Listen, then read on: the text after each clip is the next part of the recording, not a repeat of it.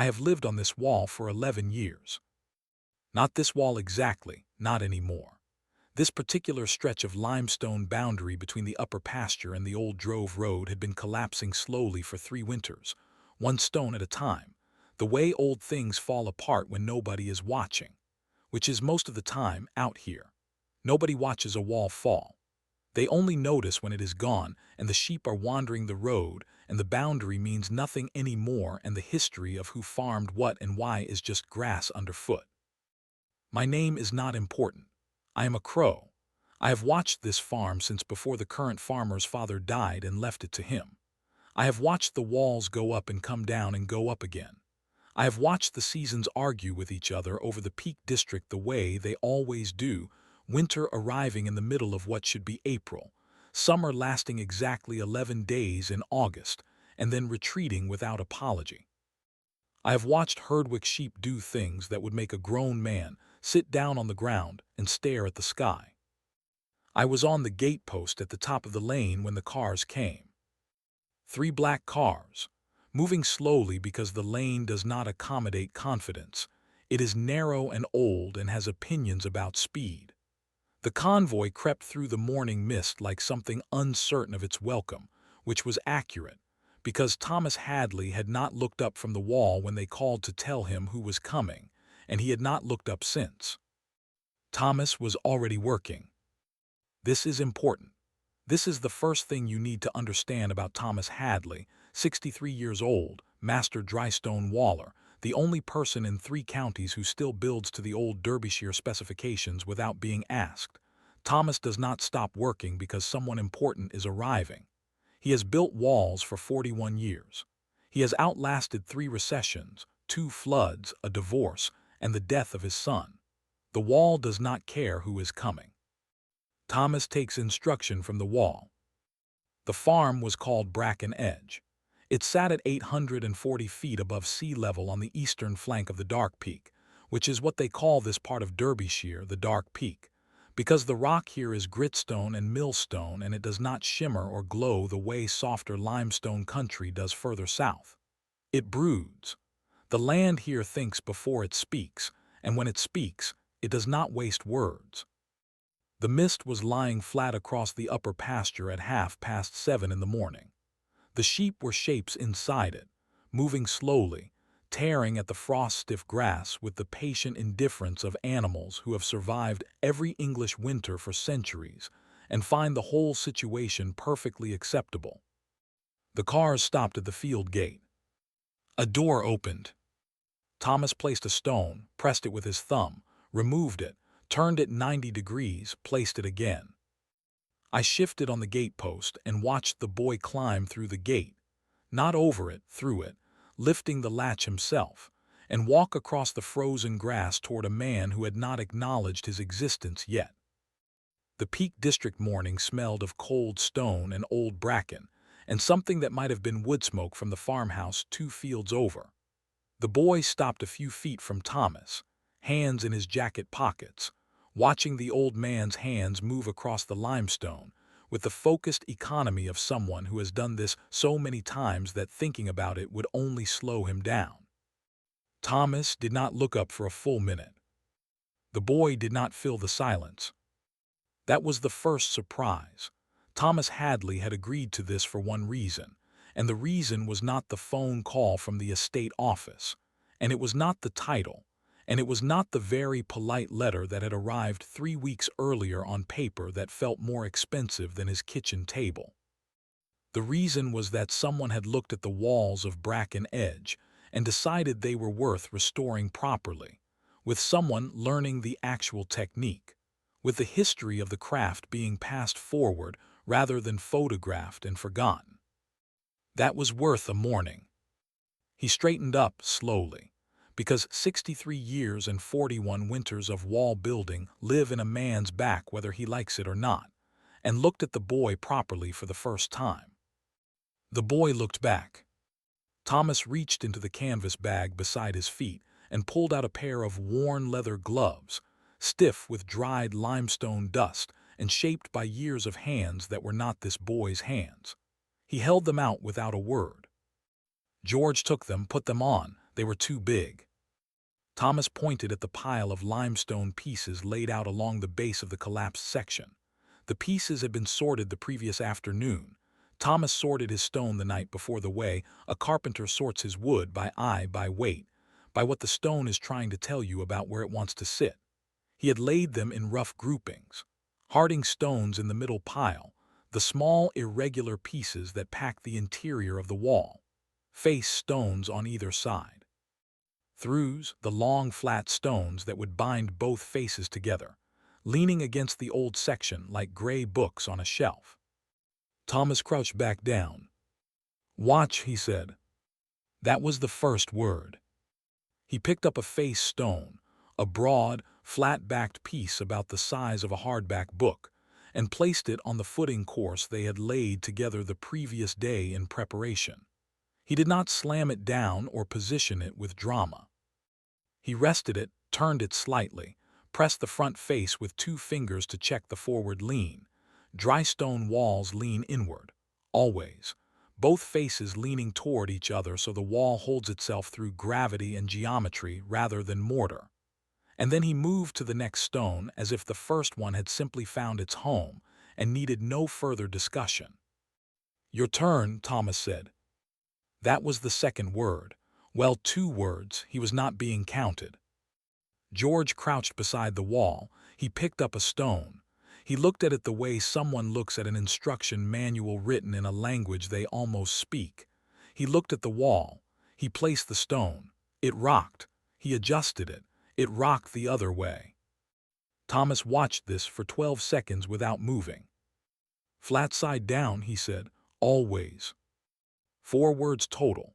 That was the entire lesson for the next 25 minutes, flat side down, always, because that is where you start. Every stone has a flat side if you look long enough. Every stone has a place if you look long enough. The problem is that looking long enough requires patience, and patience is not a thing you can explain to someone. It is a thing the stone teaches you slowly by refusing to sit flat until you deserve it. George placed 12 stones in those 25 minutes. Thomas placed 40. The gap between them was not skill, it was 40 years. The boy was not slow, he was learning, which is a different thing entirely, and Thomas Hadley recognized it, even if he did not say so, even if the recognition lived only in the slight loosening of the line of his jaw as he watched the boy turn a difficult stone in his gloved hands with genuine concentration. The mist began to lift off the upper pasture. Something moved at the edge of the field. I moved on the gatepost. Her name among the farmhands at Bracken Edge was Margaret. This was not an official name. You do not officially name Herdwick sheep. Herdwicks are working animals, hardy and wool-heavy, and built for the high moorland like small gray boulders that have decided to become mobile. You do not name them. And yet this particular Herdwick had acquired the name Margaret through a process that nobody could fully explain, but everyone agreed was entirely appropriate. Because she behaved with the calm, unhurried, completely unjustifiable confidence of someone who has decided that the rules were made by other people and apply to other people, and are really more of a suggestion than anything else. Margaret came through the gap in the fence at the north end of the pasture. She walked toward the wall section with the steady, purposeful pace of an animal who has somewhere to be. George saw her coming and straightened up slightly, the way you do when something interesting is approaching and you want to appear casual about it. Margaret walked directly to the section of wall George had been building. She stopped. She looked at it with the flat, amber-eyed assessment of her species, and then she placed her front hooves on the second course of stones, the section George had spent the last 11 minutes carefully constructing, and leaned. 3 stones came down. George stared at her. Margaret looked at him without any particular apology and stepped back off the rubble she had just created, turned around, and began eating grass approximately 4 feet from the collapsed section, as if she had merely passed through, and the coincidence of the collapse was a matter for the humans to sort out among themselves. Thomas did not look up. He placed another stone on his section, pressed it with his thumb, moved to the next. "She does that," he said. George looked at the 3 stones on the ground. He looked at Margaret. He picked up the first stone and began replacing them. Margaret, from 4 feet away, watched him with the amber, ancient gaze of an animal that has been in these hills for longer than the family whose name is now on the gate, and finds the whole situation only mildly interesting. I watched from the gate post. This was going to happen again. I knew this because I had watched Margaret interact with Thomas's previous section of wall 3 weeks ago, and the wall before that, and the temporary hurdle fence that the farmhand David had put up last October, and which Margaret had leaned on until it became a flat hurdle fence, and then a collection of wooden pieces on the ground. George replaced the 3 stones. He pressed them carefully, checking the lean, checking the flat side was down. Margaret finished her grass. She walked back toward the wall. George watched her come. "Is she going to?" "Yes," said Thomas. She leaned. 2 stones this time. She seemed, if anything, slightly more satisfied with the result than the first time. George picked up the stones. I may have made a sound. It may have been something that in a crow resembles laughter. I cannot confirm this. Edmund Fitch had been standing at the field gate for 40 minutes. He was 51 years old, slim, dressed in a wax jacket that had never been within 30 feet of actual wax jacket weather, and he carried a leather folder that contained, among other things, a printed schedule, 3 contingency plans, and a growing personal crisis about how this morning was going to look in the photograph that someone was definitely going to take, and that Edmund was going to have to manage carefully. Edmund's job title was Senior Coordination Officer, which meant he managed the public-facing elements of royal engagements, and his primary skill was a very finely calibrated sense of what looked correct and what did not. Dry stone walling on a working farm in Derbyshire, with an actual muddy field, actual cold, actual stones, and an actual sheep who kept dismantling the work. This did not look correct to Edmund in any of the 3 ways he normally used to measure correctness. He came through the field gate.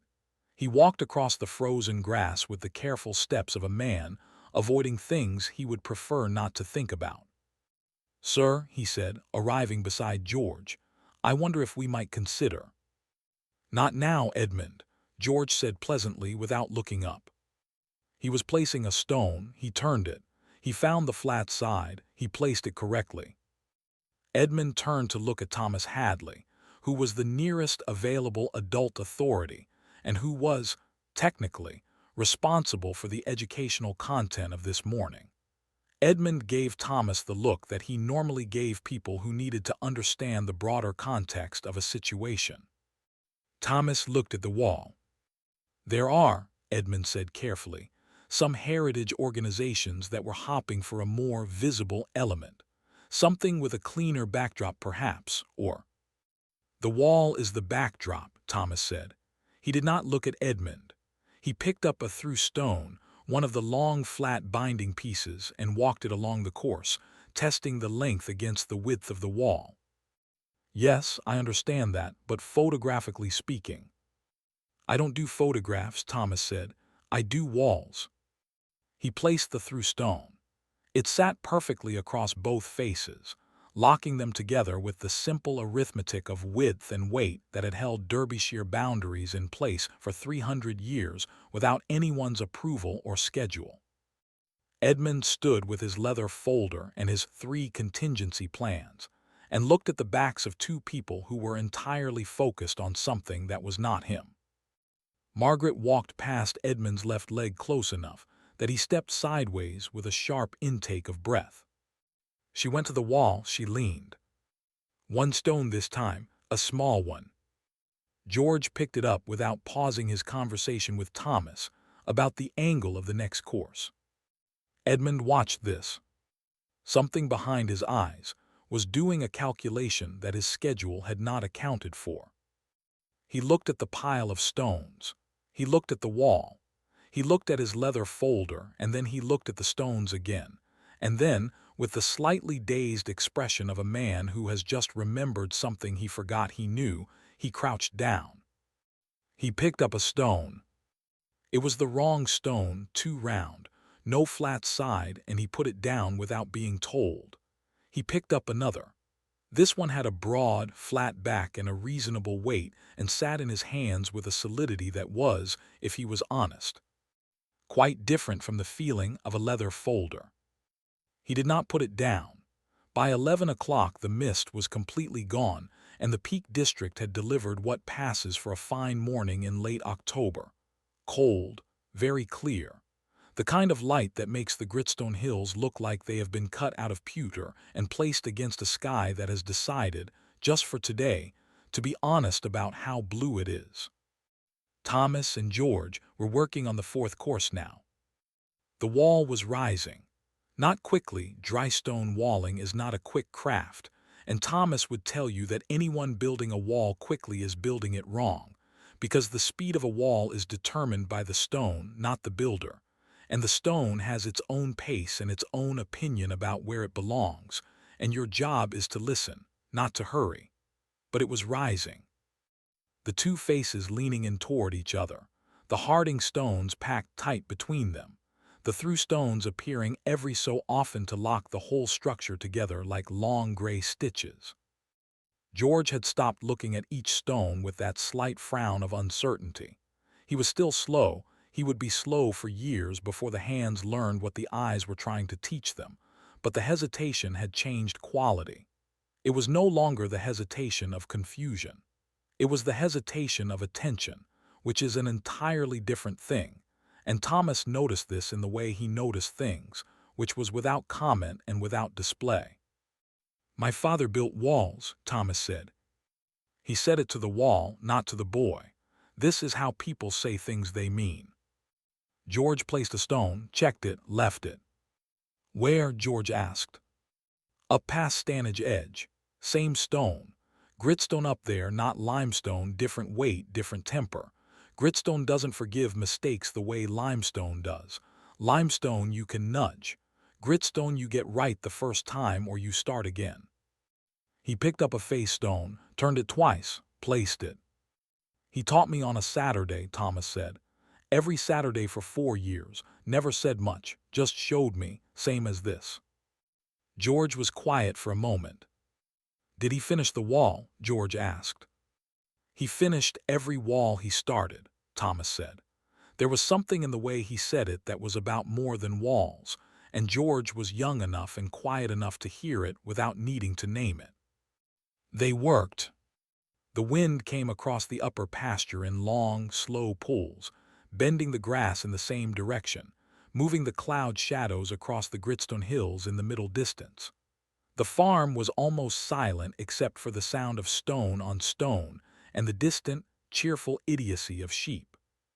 Thomas picked up a through stone and offered it to George without speaking. George took it, looked at the wall, placed it across the two faces. It sat flat, it locked, it was correct. Thomas pressed it with his boot. It did not move. He said nothing, but he moved to the next section rather than correcting the previous one, which is the highest praise available in dry stone walling, and George did not know this yet, but he felt it. The way you feel the ground is solid before you know what solid means. Edmund Fitch, 7 feet away and 3 courses behind, placed a stone without checking whether it was correct. He picked it up, turned it, found the flat side, placed it again. Nobody mentioned this either. At 11:30, Edmund's phone rang. It was the estate office. There were questions about the afternoon schedule. There were questions about photographs. There were questions about whether the morning had produced any material that could be used for the Heritage Foundation newsletter, and whether perhaps the prints could be positioned near the completed section for a brief. Edmund looked at his hands. They were dirty. There was limestone dust in the creases of his knuckles and a scrape on his right palm from a piece of gritstone that had shifted when he wasn't expecting it, and his wax jacket had a white dust mark on the right sleeve, where he had rested it against the face of the wall while placing a difficult stone in the third course. And none of this, Absolutely none of this appeared anywhere in the 3 contingency plans in his leather folder.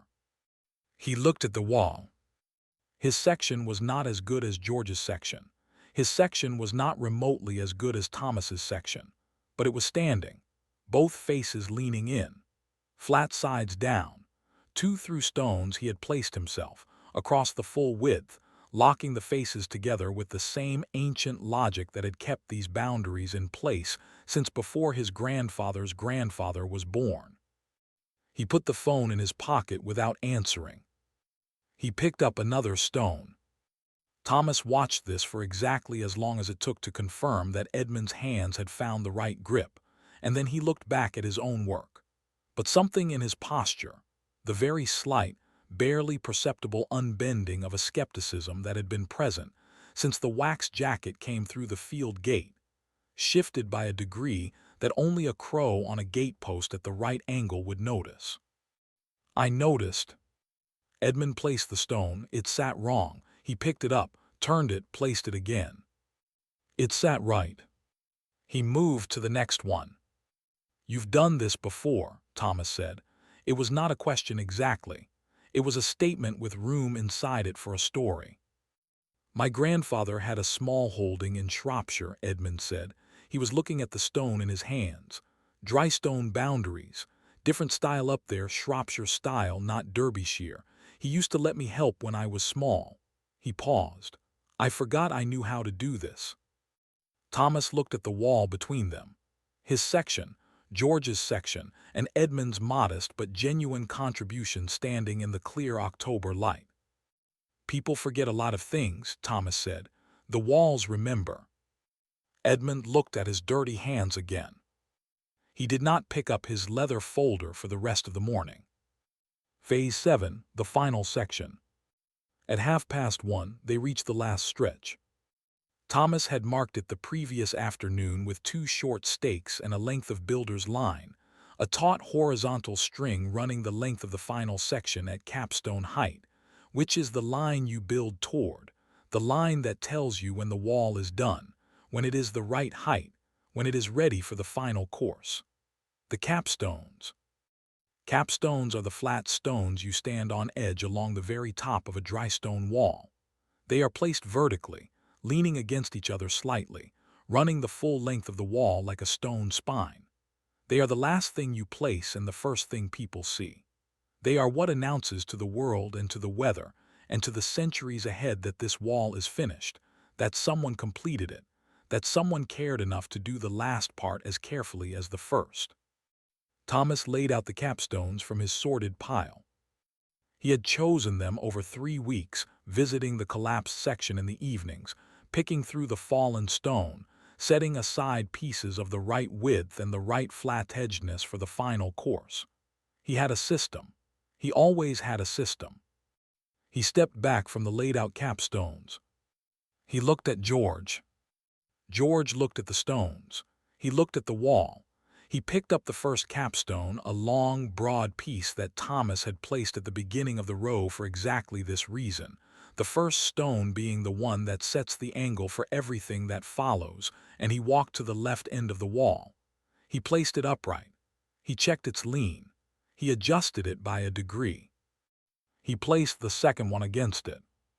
Thomas stood back, arms folded, watching. Not watching for mistakes.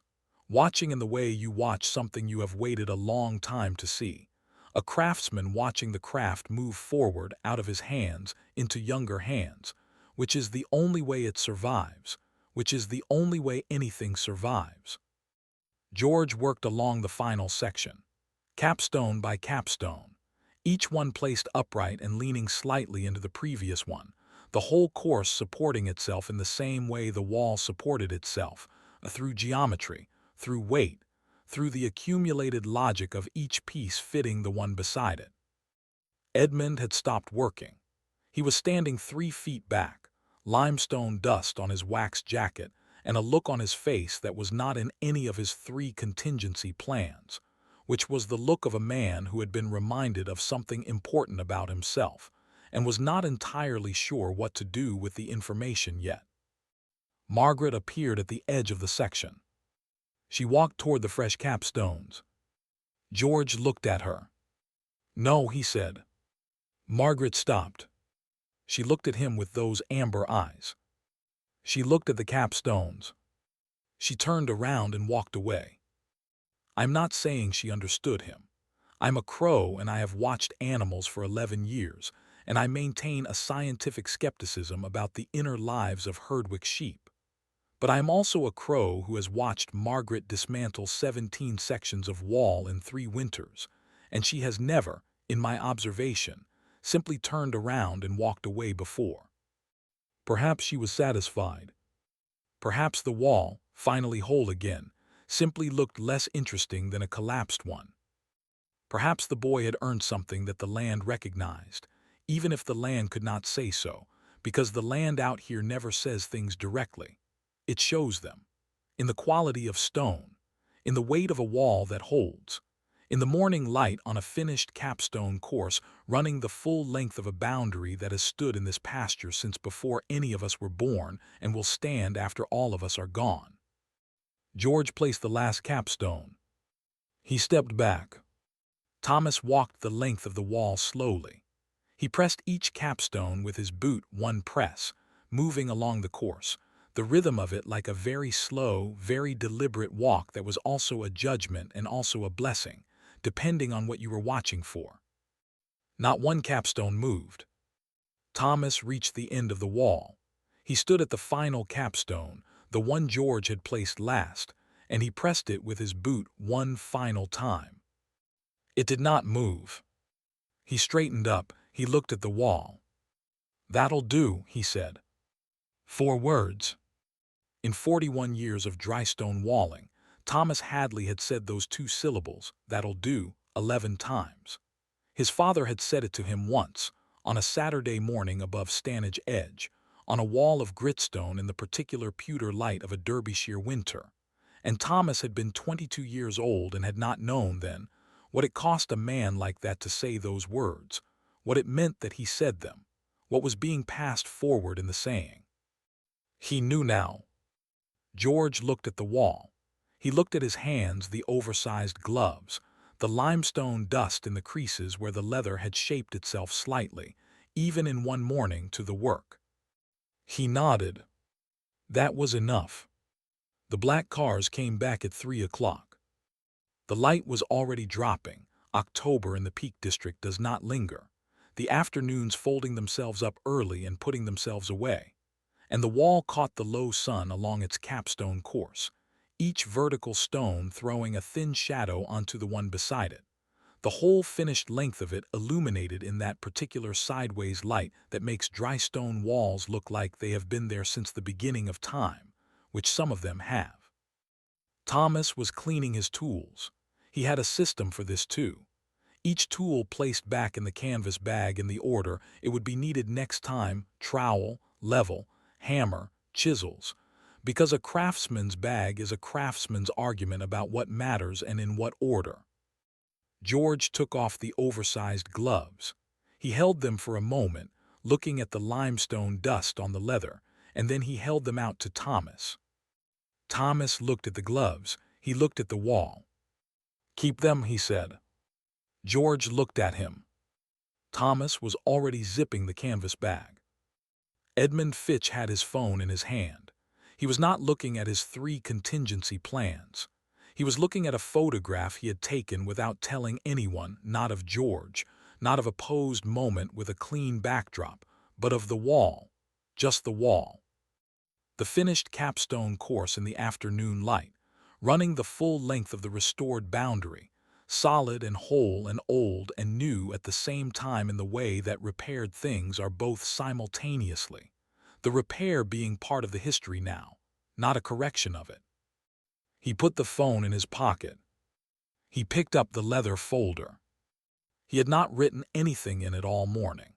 He looked at the blank page where the afternoon notes should have been, and then he closed it, and he walked toward the field gate behind George and the 2 young aides who had waited by the cars all morning and were now professionally pretending that they had not been waiting. Thomas did not walk them to the gate. This was not rudeness. Thomas Hadley had built walls for 41 years, and he knew that the end of a wall is not a goodbye. It is just the point where the work finishes and the wall begins its own life, which is the longer life, the one that matters, the one that will still be standing when everyone who built it has gone back to the dust they came from, which is also limestone, more or less, if you go back far enough. He went back to his tools. The field gate clanged behind the convoy. The black cars moved slowly down the lane, slowly, because the lane still had its opinions about speed, and the opinions had not changed since morning. I stayed on the gate post. The upper pasture was quiet again. The sheep were shapes in the low light, moving slowly, the sound of their grazing the only sound in a field that had been for one morning. Full of the particular kind of human noise that comes from people doing a thing properly. The sound of stone on stone, of weight being found and tested, of patience being practiced by people who did not know they had it until the stone demanded it of them. Margaret came across the pasture. She walked along the length of the finished wall with the slow, unhurried pace of an inspector who has seen many walls and reserves judgment.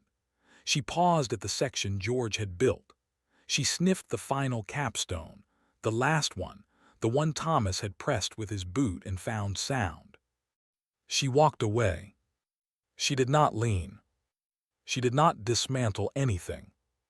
She went back to the grass at the far end of the pasture and began eating with the deep, uncomplicated contentment of an animal who has decided that the world is currently arranged to her satisfaction. The wall stood. The boundary between the upper pasture and the old drove road was whole again. 300 yards of limestone and gritstone and patience, repaired one stone at a time, flat side down, always in the cold October light of the Peak District, on a farm called Bracken Edge, on a morning that nobody had photographed properly, and that nobody would entirely forget. Thomas Hadley zipped his canvas bag. He looked at the wall for a long time.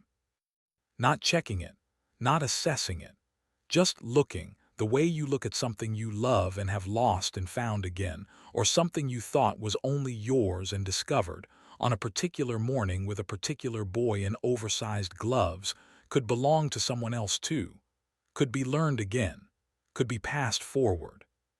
He picked up his bag. He walked back up the track toward the farm. The dark peak settled into its evening, the pewter hills going gray, the sky above them going the deep particular blue of late afternoon in high country, the kind of blue that has nothing to apologize